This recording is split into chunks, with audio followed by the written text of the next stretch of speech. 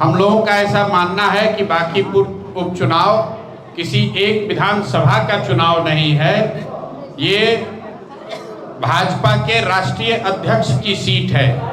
लेकिन उससे भी बढ़ के इस राज्य में भाजपा के मुख्यमंत्री के बनने के बाद ये पहला उपचुनाव होगा। ये नवंबर में 2025 में हुए चुनाव के बाद भी पहला उपचुनाव है। तो हम लोगों का ऐसा मानना है कि बांकीपुर का उपचुनाव इस सरकार पर एक तरीके से रेफरेंडम होगा।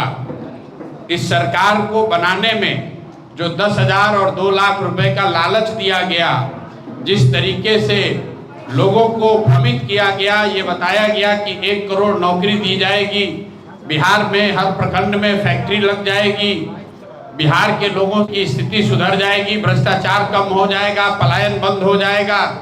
इन सारे वादों के बाद जो मैंडेट सरकार को मिला और सबसे बढ़ के ये बताया गया कि अगले मुख्यमंत्री के तौर पर नीतीश कुमार रहेंगे और पिछले दरवाजे से सम्राट चौधरी को मुख्यमंत्री बनाया गया।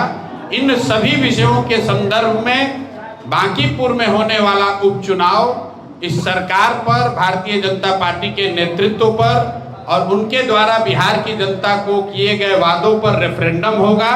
इसलिए जनसुराज ऐसा समझते हैं हम लोग जनसुराज में कि हमें पूरी ताकत से वो चुनाव लड़ना है और हर हालत में वहां भाजपा को शिकस्त देना है, ताकि ये बात स्पष्ट हो सके कि नवंबर 2025 में जो चुनाव का परिणाम आया उसमें इनके भ्रमित करने वाले बयानों के और कार्यों की बड़ी भूमिका रही है।